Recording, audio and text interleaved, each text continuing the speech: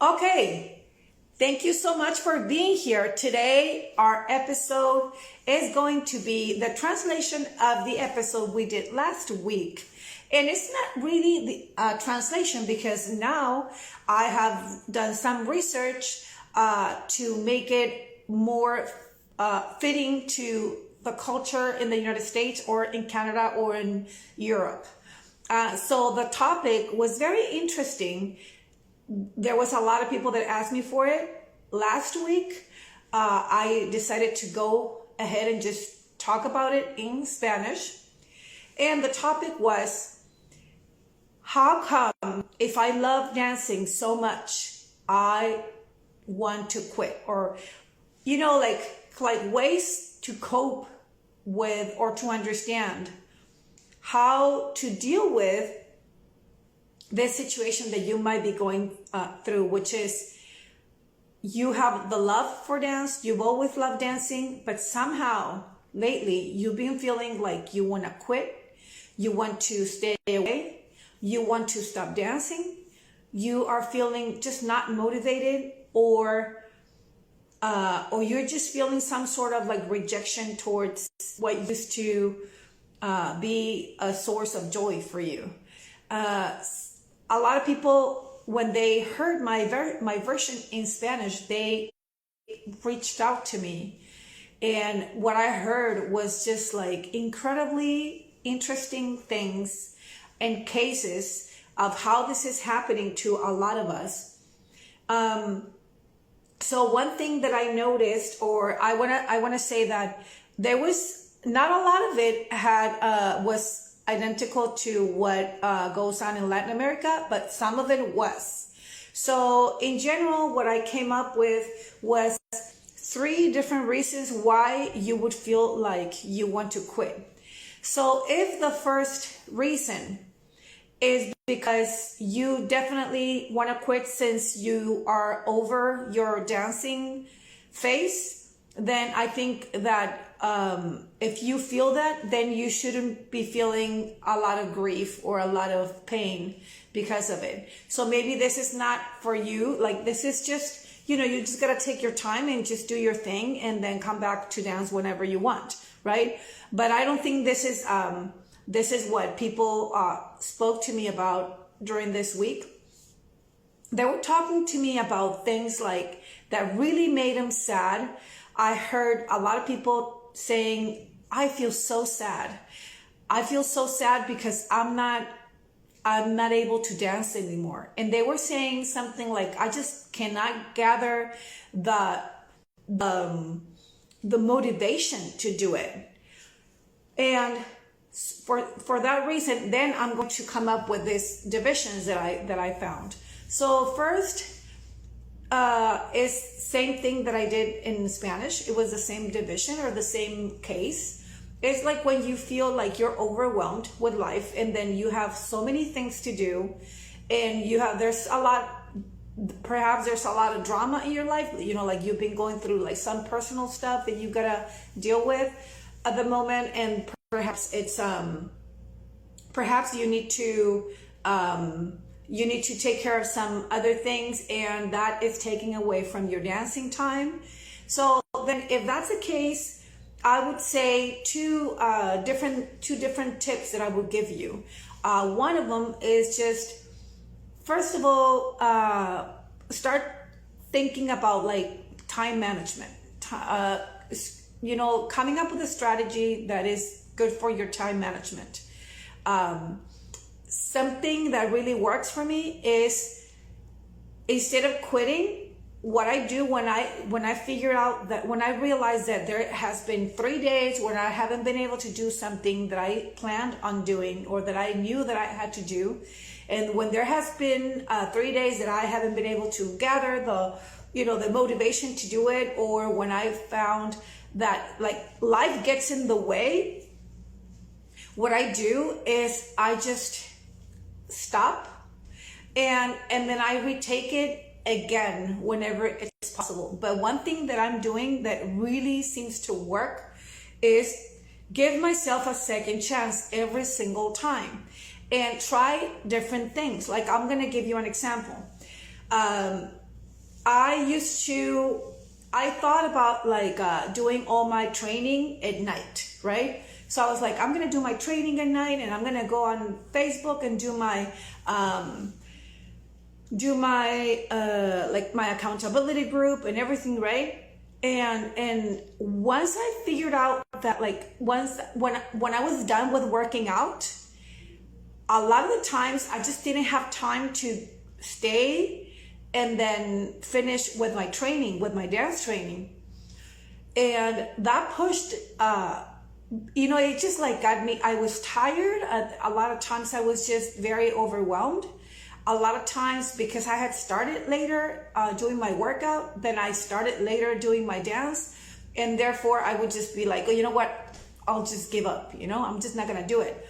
So in that case, what I started doing lately was that I just switched the schedule. And with that, I mean that I just switched strategies. And by doing that, what I mean is that I did a lot of things. A lot of things are involved in switching your strategy. The very first thing that is happening is that you're giving yourself a chance. When you change the strategy, just to check what can work and what cannot work, what works for you and what doesn't work for you. What you're in essence, what you're doing is that you're not giving up on yourself. You're not saying, oh my God, you're just not good for this. You just can't do it. Why can't you just stay consistent? So what you're doing when you change your strategy, when you relax about like not being able to do it for like so many days or whatever, what you're doing is that you're giving yourself another chance, and you're telling yourself, you know what, maybe this doesn't work because of a certain situation that is going on. Like in my case, it was like at night I feel more tired, and I didn't realize that until like I was like thinking, maybe I gotta find out like what's in common with all these days that I haven't been able to be motivated to dance, to do my training, because I do ballet bar, and that's my training. And when there was 3 days in a row that I couldn't do it, then I thought, instead of giving myself, putting myself down, instead of making myself wrong for that, I said, you know what, I'm just gonna do it in the mornings and then see if that works. And there's other things that every time that I try something new, or every time that I try something that is hard to do, like hard to keep consistent at it, I am giving myself another chance every time, and always trying again and again and again, always trying again.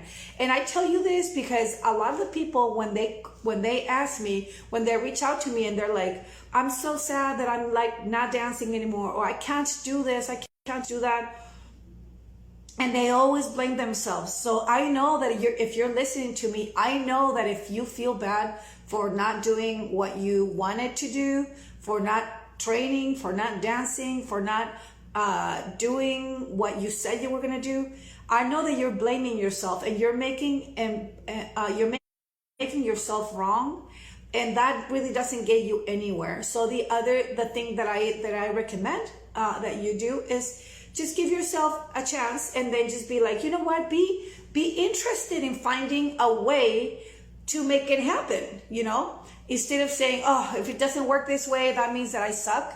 Instead of that, just be interested in finding different solutions. Other solutions can be like, like what I mentioned, change your schedule, or maybe trade with other people, on things that you got to do during the day. If you feel like you're overwhelmed with so many things during the day, trade with other people for little things, like maybe you can go like, you know what, I'll this week you do food prepping, and then I'll do food prepping next week. And then that way you buy time. There's many ways of buying time and then managing your time. But if you notice, what I did earlier was not talk about time, but it was like talking about like energy management, because I thought that my problem was time management, and it was in a sense, because you also have to realize, you have to think about like what times of the day are you more energetic or you're more motivated. Because if by night you're depleted of all of your self confidence, or you're depleted of all your self control, because that's what happens to a lot of us. During the day, we deplete ourselves by having to do this and this and this and this and that. And then by night, we're already like not motivated. That could be, yeah, that could be the case. So for instance, in my case, I decided to switch the activity that I do in the morning, which is, in the very morning, I learn French. And then after that, I program. I learn coding and stuff like that, right? And then at night, that's when I dance and when I work out. So what I did now is that I switched it up, and then I'm gonna try coding and studying programming at night, and I'll see how that works. So in essence, what I'm saying is always give yourself another chance. Always, if time management is your problem, if you feel overwhelmed, if that's the case, then always give yourself another chance. Then always make yourself available and interested in finding new solutions to what's going on and what works for you. Because what might work for others may not work for you, and you gotta be true to yourself in that sense. Okay, so if time management is your problem, then work on your time management strategies, and also give yourself always another chance, and always, absolutely every single time, find ways to make it work for you. And be interested in what works for you. Be interested in you, in studying you, and then studying who you are and what works for you. You know, what kind of, what things motivate you, and then what not. Because you can't be comparing yourself to others, and you can't be expecting the same things that others do, or that others are interested in. You cannot be expecting yourself to be on the same boat that everybody else, because I can assure you that everybody else is also on the same boat. If you see anybody, even yourself, when you see yourself mastering a skill, being completely motivated to do certain things, there is a lot of time behind it. There was a lot of circumstances behind, and that didn't happen overnight. So imagine somebody comparing themselves to you and then just being like, oh my God, why can't I be motivated like you in doing this and this and that, you know? And what would you answer to this person? You would be like, well, that's because you're not me, you know? And don't think that I got motivated like right away. It took me a little while, you know? So same thing, do to yourself, okay? And yeah, so if that's your case, if your issue is just time management and energy management and lack of motivation, then please do that. Give yourself a chance and work on your strategy for your time management and your energy management and what works for you. Be interested in you. Second, one thing that that happened before, and the reason why I came up with this topic last week in Spanish was because one of my students said in one of our chats, he said, hey guys, I wonder if any of you guys ever gets upset about the, you know, dancing and the whole thing, and then you know, people were asking him, and were like telling him that yes, you know, sometimes that happens, that you get tired or overwhelmed. And then he said something that was very interesting. He said, I've been through therapy about this, about my lack of interest in dancing, even though I'm very interested in dancing. And I've been to therapy because I don't understand how come I love dancing and then I don't want to dance. So what's going on? And then he said that no psychologist can ever help him. And the reason why is because psychologists are not involved in the salsa and bachata scene. So that to me was a huge red flag, because I had thought about that before. I had thought about how like our industry and our community is very unique and it has its own dynamics. In Latin America, definitely there's a lot of I don't know, like a toxic dynamic going on in our industry, and that is very peculiar, right? It's very peculiar, and I think that is different from the one that I heard that happens a lot in the United States, but it's still like very peculiar to salsa and bachata. That is different from what goes on in other dance communities or in the world, right? So this one being that in the United States, what I got is that a lot of people get very unmotivated because of their teachers,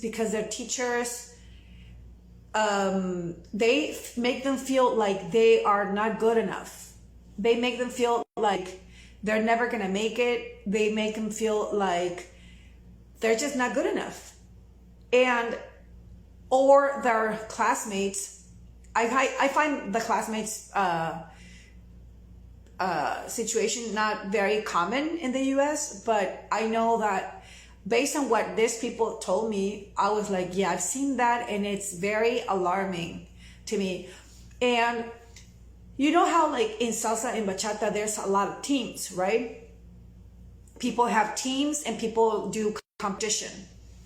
And a lot of people they want to move on, they want to move up to another level of dancing, right? They want to be, and they always say stuff like, oh, I need to be more challenged, right? So it's a double-edged sword because it goes from two different sides. But at this point, I'm just talking about the students. I'm talking about the students who feel frustrated. That was a word that they used a lot. They said, I don't want to be here anymore. And I decided to quit my team or my school, and that's the only team in the city that I live in. And they felt very sad, and the reason why they wanted to quit was because they just couldn't deal with the drama anymore, because they couldn't deal with the frustration. That was a word that they used a lot. I'm very frustrated. And I was like, why do you get frustrated? And they're like, because I'm not moving up. I'm just not advancing. And so then there's two different things.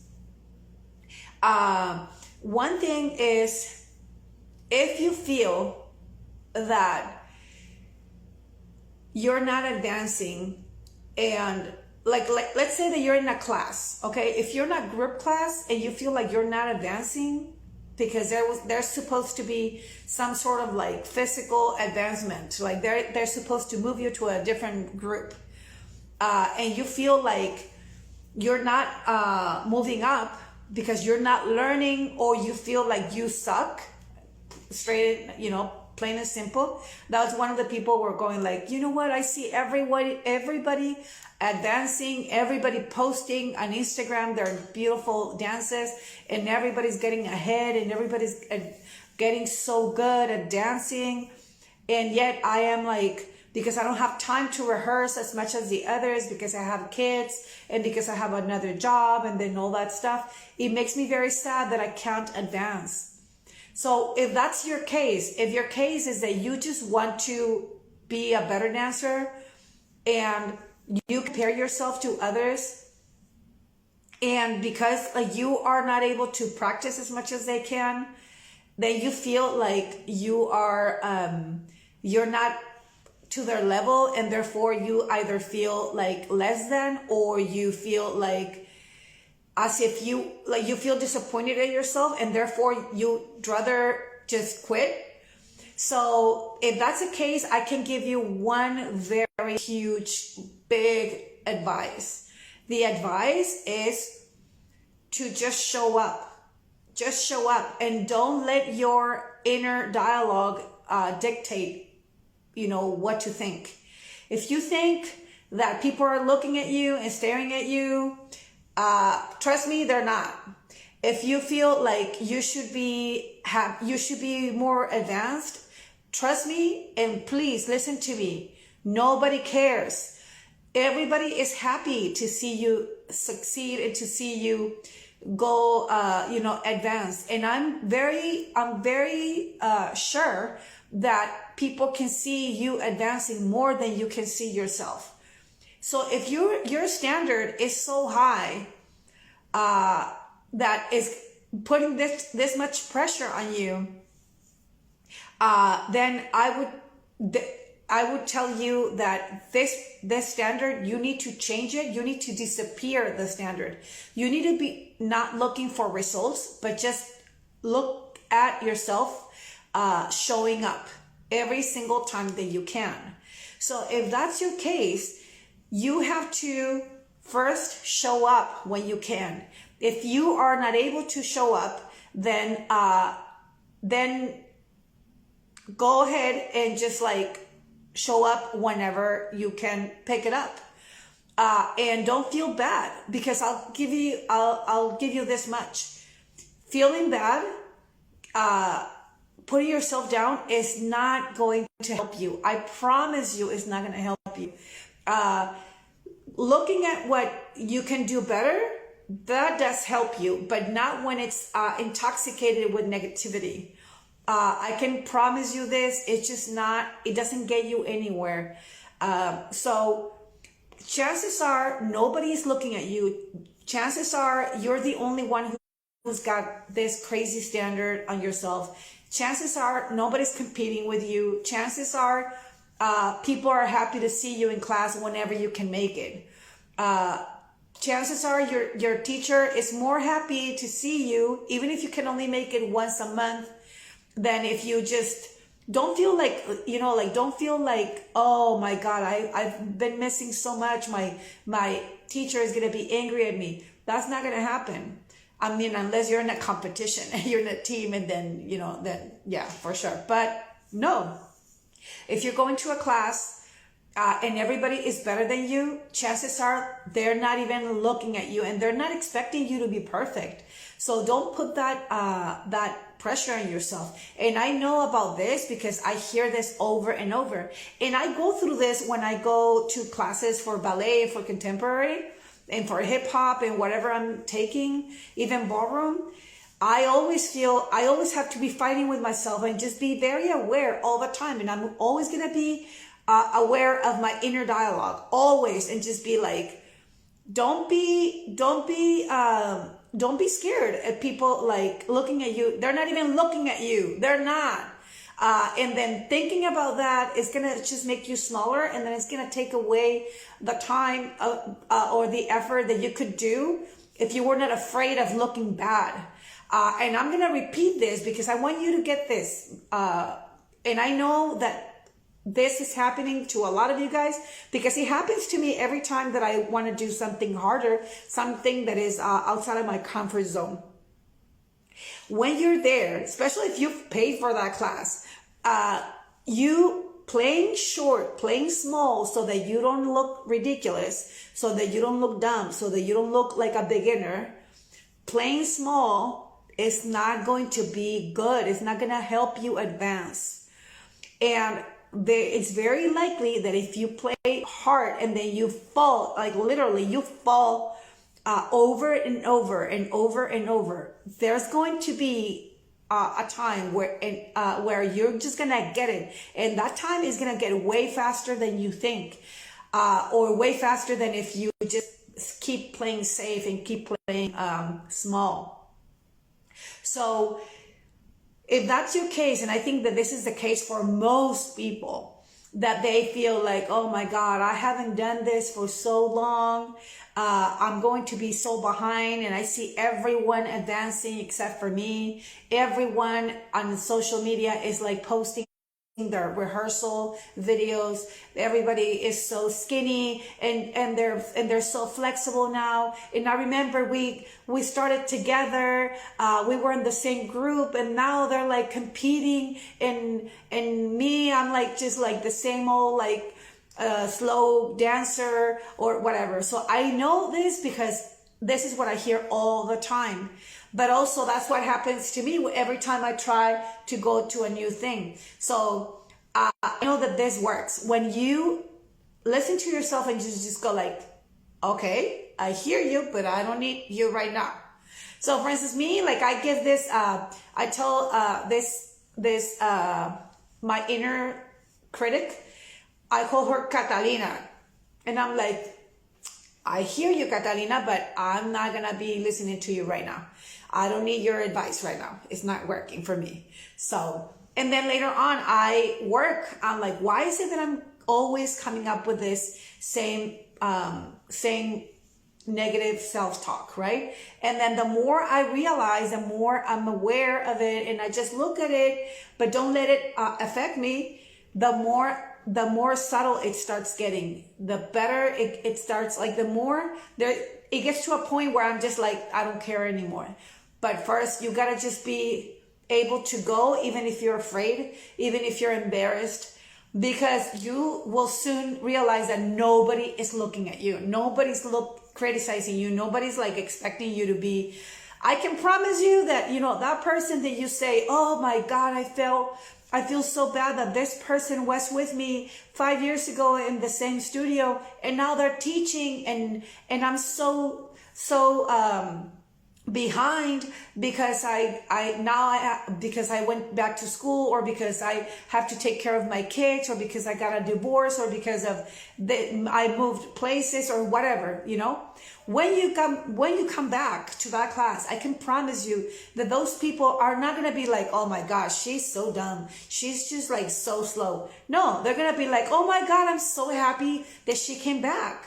I remember when I started, and now I'm a teacher, or now I'm competing, and I'm so happy that this person is fulfilling, his dream, her dream. So then chances are, and these chances are very, very high, that people are going to be very happy to see you back. Okay. And people are not going to be criticizing you. I promise you, they're just going to be supporting you.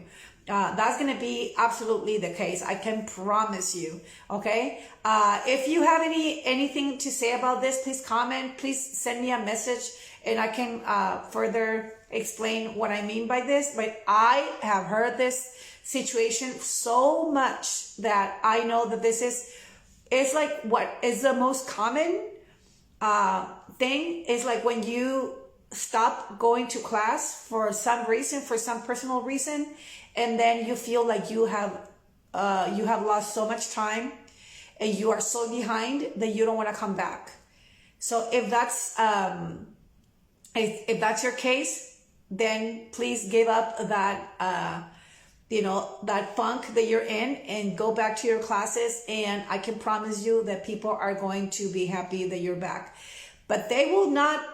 Don't expect people to come and put you like on the place where you used to be before. Don't do that to yourself. Just be slow, and just enjoy your time back in class, and start learning again. And I can promise you that it's not going to be from zero, because there's a lot of things, there's muscle memory, there's a lot of things that you'll think about that you didn't forget, So whatever it is, I hope this is like becoming clear to you. You just gotta relax your expectations, relax your self-criticism, and relax comparing to others. Do not compare to others, please. That's just not productive. It just really, really doesn't help anyone. You have your own path, and it doesn't have to be better than the others. You don't have to be better. You just have to be you, and you have to be,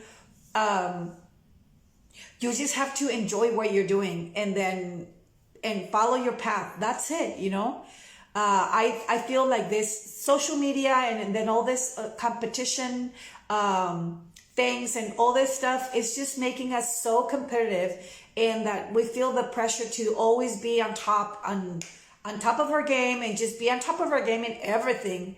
Oh man, that's a lot of pressure. So don't do that, because it's not productive. Okay. Now I'm going to go to the third option, which is part of like something like this. When you go to a place, when you're in a studio and then you feel like you're not progressing, but it's not because you quit for a little while and then you came back.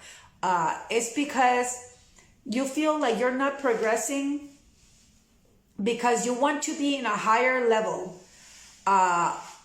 Because you want to be in a higher level, and then your instructor tells you, oh, you can't go there. You went and auditioned for another level and then you couldn't make it. Now this one has two splits. One way would like two, like, it's like a Y, like a, how do you say it? Like a fork. So on one side, if your teacher cannot explain to you why you can't make it, then I feel like that's a teacher's problem. If the teacher is making you feel like you're just less than, and then if he expresses to you, because this is what happened to a lot of these people that talk to me, they were giving me this horror stories about these guys that were just going like, no, you're not good for that level. You just can't do this. You're slow. You're this, you're that. You can't move. You're too old. And then when they send me their videos, I was like, you're not, none of that. That's not true. I mean, I do understand that they want you to do like other harder things, but if your teacher cannot explain to you the clear route on how to fix your weaknesses, then you need to stop going to that teacher, because that what I can 100% understand is that your teacher is not a dancer, is not a person who studied dance. It is not a person who understands how to get to different things, or how to, if your teacher is not giving you drills to become more of what he expects you to do to be in a certain level, then you need to quit. You need to move out and just go to another team or go to another place. Or there's so many online classes at the moment that you don't need to be in a place in particular. You can just go any other place. If this is your case, please send me a message, because I want to see I want to see your dancing, and I want to tell you what you lack or what you need to work on, and I can tell you how to fix that. Because if chances are that you are like, just like all these other people that have sent me videos and telling me, oh, I can't move up because my teacher says that I suck. My teacher says that I'm just not doing it. I don't have body movement. And I'm like, yeah, but do you guys have body movement classes? No. And then, what's horrible is like people teaching tricks during choreographies for beginners and for intermediate people. It's just like ludicrous. It's very, even teaching, or not even teaching, because these people don't even teach. These people just expect you to have a full split. They expect you to have a full kick or like triple spins when you're a beginner.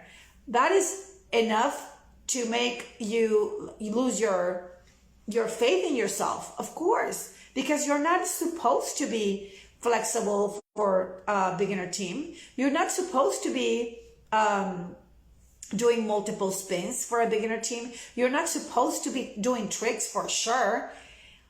So that's what those teams are for, so that you can take classes and then get better and then work on those skills, so that as you progress, then you can there's a clear path from beginner to intermediate to advanced to semi-pro, and then to pro. I understand that there's a gap. There could be a gap between semi-pro and pro.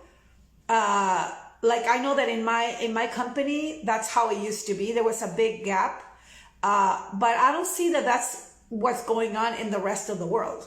I see that people are calling themselves pro, like left and right. So I don't think that it's that hard, to become a professional. So if your teacher cannot give you a clear answer or a straight up, like a path and tell you in order to become, so if he cannot say, I need you to be more this, and this is how you become this, which is what I'm looking for this level of team. If they cannot tell you how to get there, then it's not your problem. And you should not let your teacher crush you. And it's horrible, you guys, because all these people have told me about it, and it's just like, I feel heartbroken because a lot of people are quitting teams, are quitting dance because of one person that is like so irresponsible to crush their dreams. And the reason why they're so irresponsible is because they don't study dance. They are just like copying choreography, and they're just like feeding choreography. And then they think that their job as directors is just to feed choreography. And they don't understand that they have to teach dancers how to dance. So this is what we're dealing with. We're dealing with with a community, or with like a standard for teachers that is very whack, is very low. And then we are dealing with a lot of people getting injured physically and also mentally and psychologically and spiritually because there's a lot of irresponsibility in this community, in this industry, you know. So if that's your case, then please, first of all, send me your message and your video, and then second, don't let a person take away your dream, because there's a reason why you have that dream, and don't let anybody crush you that way. I'm going to read one of the comments. If you're listening to this on Spotify, the comments are on Instagram, on my IGTV. So Frank Gaza says, I'm so happy that you brought this up about teams. I've gone through the same thing a few years back.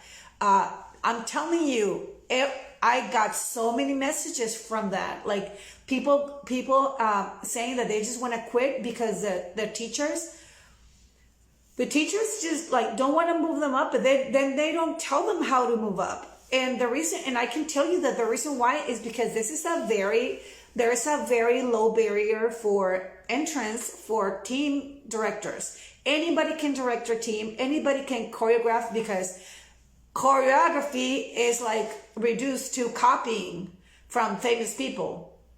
So anybody can do it. Anybody with enough, I don't know how to say it in English, like with enough, like, you know, like chutzpah, like balls. If you have like the audacity, if you think that you're all that, that's all you need. That's all you need. There's nobody in this industry telling you that you shouldn't be directing a team. There's nobody telling you that you shouldn't be teaching. There's no standard. So what's the aftermath for this is that there's a bunch of people who are being injured. I'm telling you, I got like messages from people sending me their videos of how their teachers wanted them to do tricks, like real tricks. And then these people falling on the floor because they don't have the strength to do the tricks. But then because they wanted to move up on the team, they just tried to do them, even with heels, without practicing, without going to a gym to do. It's just like, it's incredible, you know? So what I can tell you is that what I did in Spanish is just that I said, don't expect people to have a better standard. You have to have a standard for yourself. And then you gotta understand that if you have the dream of becoming a dancer, that's your dream and God gave it to you. Don't let anybody crush you. Don't let anybody steal that from you. Don't do it, okay? And don't mourn your dancing because it's yours. You need to just like find another way and then stay away from that team or that group or that teacher as soon as possible. And one of the red flags for that is if your teacher cannot tell you how to improve, if he cannot give you specific exercises, specific techniques, specific timeline, specific details on how and when and how to, you know, and what's involved in everything that he's talking about, then that's not a good teacher, and you don't need to be there. Okay, you don't need to be there. So if that's the case, yes, that's what I mean. Now I'm going to talk about another topic, like another reason why you would feel that you're not advancing, right? If you feel like you're not advancing because you are comparing yourself to others in your own company, and you are, and maybe your instructor is nice, and then maybe your instructor is just like he can give you or she can give you the reasons why, and then the maybe this person is educated in dance, and maybe that's the case, but you just don't have the time to go and practice, or maybe you just, I can tell you that it's not about talent. Talent is not going to be a thing unless you are going into a very high level company, where you have where they have really, really high standards for pro teams. But I don't see many of those other than the ones that are in New York. And by that, I don't mean all of them. I just mean some of them. So, I mean, if you are trying to get into Yamule Pro, then definitely that requires some specifics, But other than that, I mean, I don't see why, if you live in Texas, in Arizona, in Philadelphia, or in Chicago, or in Minnesota, San Francisco, anywhere, I don't see why you shouldn't be able to have a clear path on how to become the highest level of dancer once you put in enough time and enough effort. I can promise you, it doesn't have to do with talent. It's not talent. I can promise you, and I repeat this, it's not natural talent.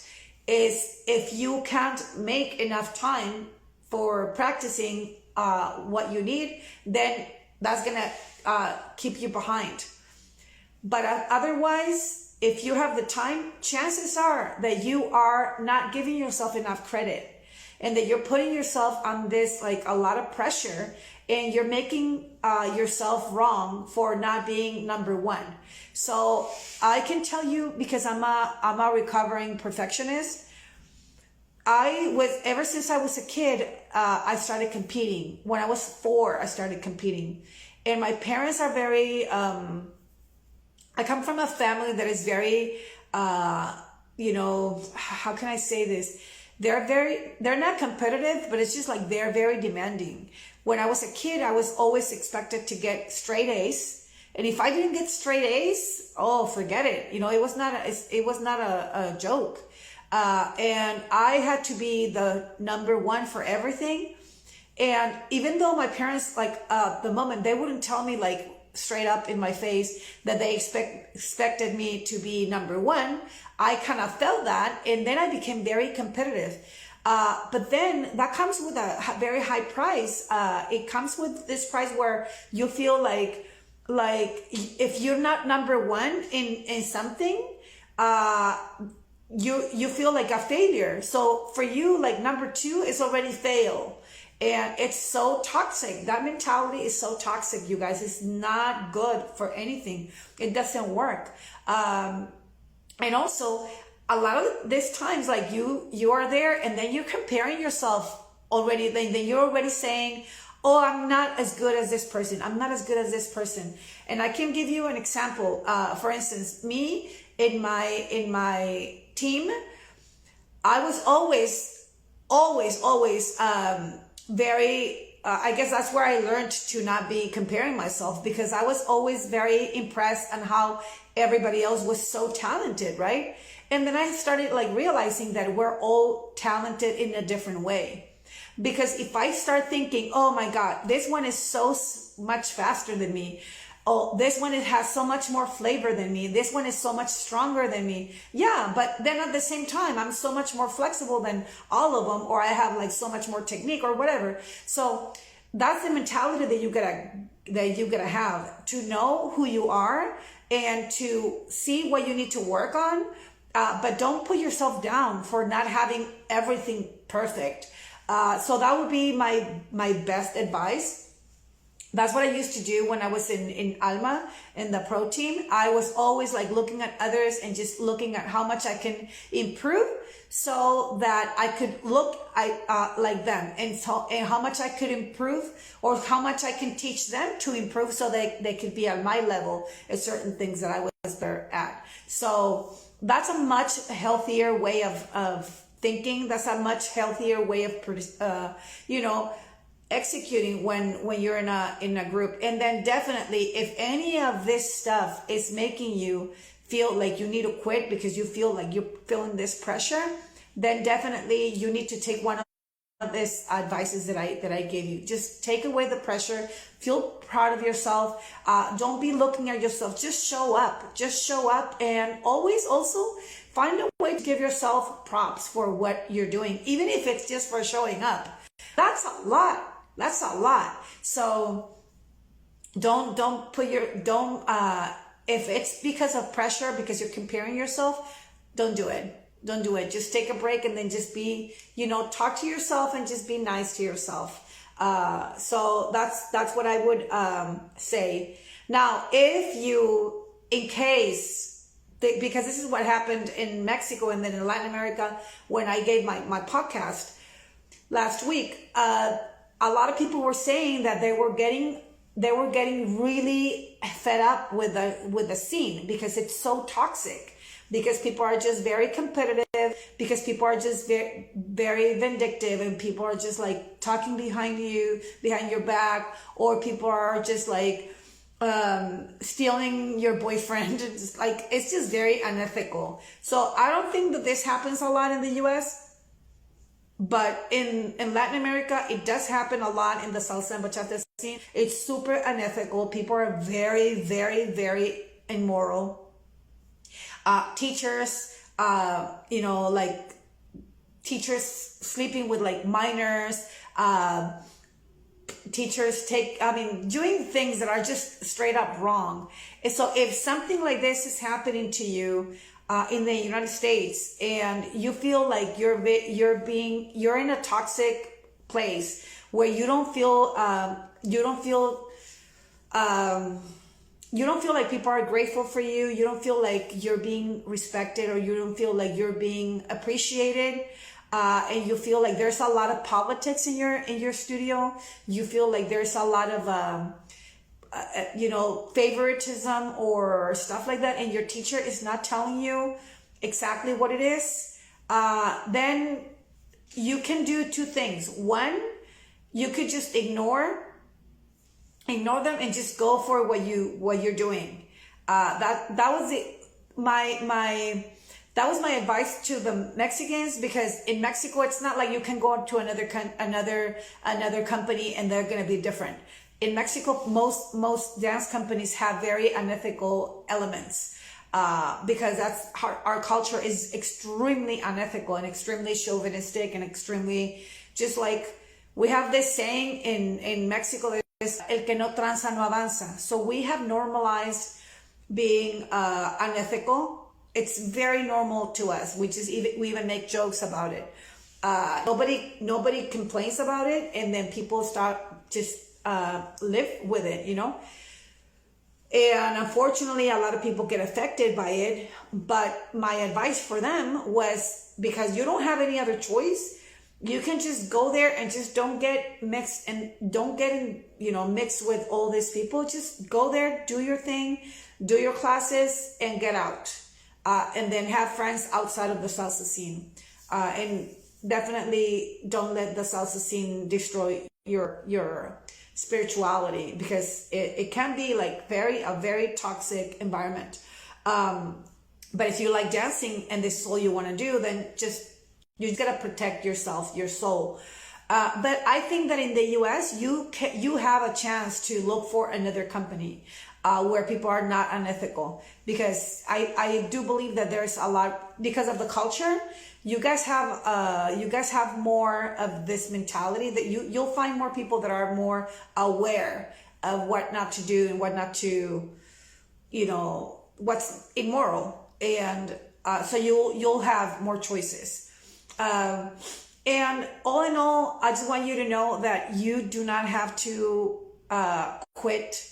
And if you do, just take a breather, relax, enjoy the moment, enjoy the process.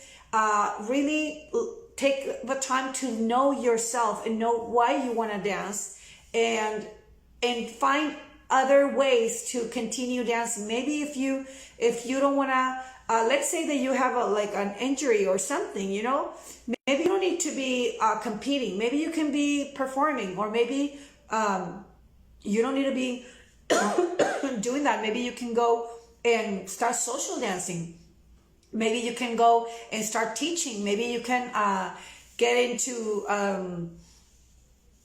just another side of the dance that is not being damaging to your soul or to your mind or your body, like these people that I tell you that who got even injured by their teachers. So yeah, don't quit, and don't blame yourself. Don't feel bad.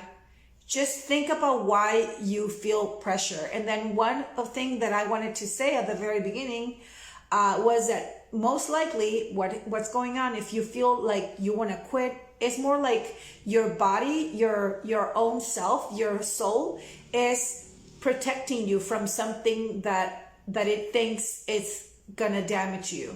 So that's the reason why you're being protected by your soul, telling you, oh no, let's not go there because we are not good enough, because we're not, this and that.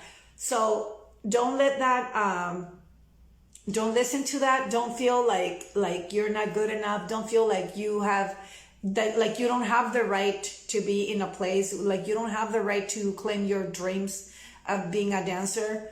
Don't feel that way. Just find another way, and always give yourself another chance. And every single time, every single time that you have the chance, just do it. Take a rest, take a time for yourself, and then come back to it every single time. How many times do you have to pick up yourself? As many as you need. As many as you need. As long as you pick up yourself one more time, then all the times that you've fallen, then that's enough. You always have to be up, always pick up yourself, and always remember that if you want to be a dancer, if you want to dance, that's because God wanted you to be a dancer. God put this desire in your heart, and that's what you're gonna do. Okay? Thank you so much to everyone who was here. There was a lot of people saying hello. Some even commented. Thank you so much. Bye.